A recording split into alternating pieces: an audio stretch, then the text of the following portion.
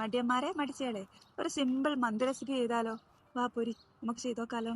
കോയിൻ്റെ കാലോട്ടെന്ന് വിചാരിച്ചിട്ടാണ് പോയത്, പക്ഷെ കിട്ടിയത് വേറെ ഏതോ പീസ്. തൽക്കാലം ഇത് വെച്ച് അഡ്ജസ്റ്റ് ചെയ്യാം.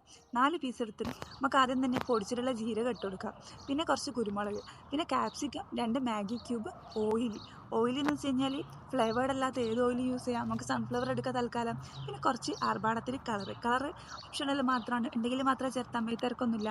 നല്ലോണം മിക്സ് ചെയ്തിട്ട് നമുക്കൊന്ന് റെസ്റ്റ് ചെയ്യാൻ വെക്കാം. മിനിമം ഒരു ഹാഫ് ആൻ അവർ എങ്കിലും വെക്കണേ. ഇതിൻ്റെ ഒപ്പം തന്നെ നമുക്ക് മന്തി റൈസും കൂടി സോക്ക് ചെയ്യാൻ വെക്കാം. ഞാൻ സെല്ലാ ബസ്മതി റൈസാണ് എടുത്തിട്ടുള്ളത്.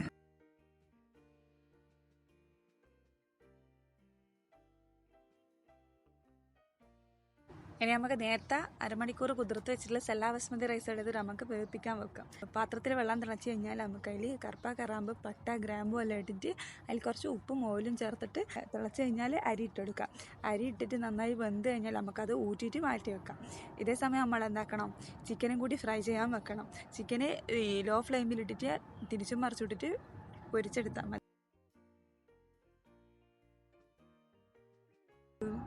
ചിക്കൻ പൊരിഞ്ഞ് കഴിഞ്ഞാൽ നമുക്ക് എന്താക്കാം, എക്സസ് ആയിട്ട് വരുന്ന ഓയിൽ നമുക്ക് വേറൊരു പാത്രത്തിലേക്ക് മാറ്റി വെക്കാം.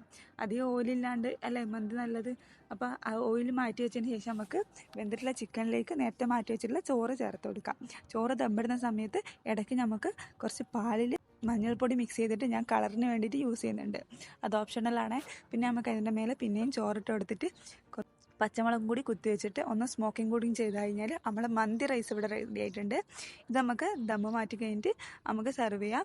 അടിപൊളി മന്തി റെസിപ്പിയാണ്. എല്ലാവരും ഒന്ന് ട്രൈ ചെയ്യണേ.